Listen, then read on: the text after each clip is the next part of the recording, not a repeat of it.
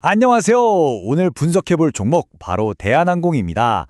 지금 아시아나 항공과의 합병이라는 정말 역사적인 전환점 앞에 서 있죠. 과연 이 거대 항공사의 미래는 어떨지, 또 투자자로서 우리는 어떤 전략을 세워야 할지 지금부터 아주 깊숙이 파헤쳐 보겠습니다. 자, 그래서 투자자라면 누구나 지금 이 질문을 던지고 있을 겁니다. 대한항공, 이륙 준비 진짜 끝난 거 맞아? 아시아나 항공과의 합병, 이게 과연 주가를 저 하늘 위로 띄워줄 순풍이 될까요? 아니면 이 통합 과정에서 예상치 못한 난기류를 만나게 될까요? 지금부터 그 가능성을 하나씩 아주 꼼꼼하게 따져보겠습니다. 우선 이번 합병의 의미부터 제대로 짚고 넘어가야 합니다. 이건 그냥 두 회사가 하나가 되는 게 아니고요. 시장의 판도를 완전히 뒤바꿀 메가 캐리어가 탄생하는 겁니다. 도대체 그 규모가 어느 정도인지 한번 보시죠. 네, 합병이 끝나면 통합 대한항공은 우리나라 국제선 시장의 무려 절반, 그러니까 50%를 차지하게 됩니다.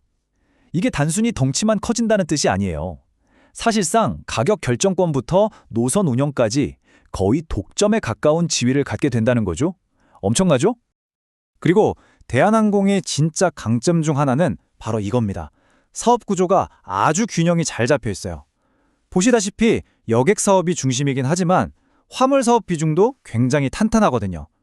그래서 만약 팬데믹 같은 위기가 와서 여객 수요가 확 줄어도 이 화물 사업이 실적을 든든하게 받쳐주는 일종의 안전판 역할을 해주는 거죠. 자, 이렇게 안정적인 기반 위에서 주가를 끌어올릴 만한 핵심 동력, 즉 투자 포인트는 뭘까요? 대한항공의 성장을 가속시킬 강력한 엔진들을 한번 들여다보겠습니다. 대한항공의 경쟁력은 다른 회사들이 정말 따라오기 힘든 세 가지 경제적 해자에서 나옵니다. 첫째는 뭐니 해도 네트워크죠. 돈 되는 미국, 유럽 장거리 노선을 꽉 잡고 있고요. 둘째는 자체 항공정비, MRO 기술력입니다. 이걸로 비용도 아끼고 새로운 수혜도 만들 수 있죠. 그리고 마지막 셋째, 반도체나 전자상거래 물품 같은 비싼 화물 운송에서 아주 강력한 입지를 가지고 있다는 점입니다. 하지만 여러분, 좋은 얘기만 들을 순 없겠죠? 투자를 결정하기 전에는 반드시 찬물을 끼얹는 심정으로 잠재적인 리스크 요인들도 꼼꼼하게 짚어봐야 합니다. 대한항공의 발목을 잡을 수 있는 리스크는 크게 세 가지 카테고리로 볼 수 있습니다. 첫 번째는 우리가 어떻게 할 수 없는 거시경제 환경, 특히 유가와 환율이고요. 두 번째는 합병 승인 조건 때문에 알짜 노선을 일부 내줘야 하는 규제 문제, 그리고 마지막으로 아시아나의 부채를 떠안고 두 조직을 하나로 합쳐야 하는 이른바 승자의 저주 리스크입니다.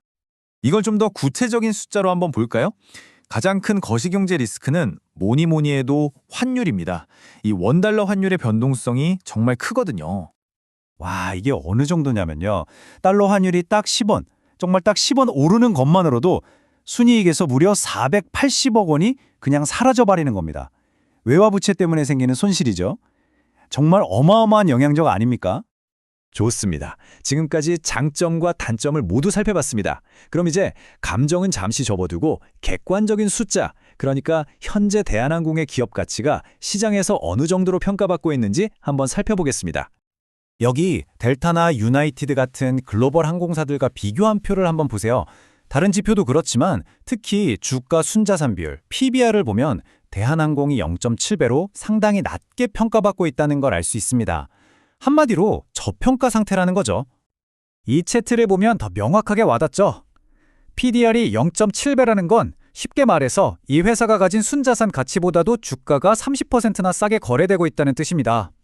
그만큼 시장이 합병에 대한 불확실성을 가격에 반영하고 있다는 신호로 볼 수 있겠죠. 그럼 기술적으로 차트상 주가 흐름은 어떨까요? 현재 주가는 22,000원이라는 아주 강력한 지지선과 24,000원에서 26,000원 사이의 저항선, 이 박스권 안에 갇혀있는 모습입니다.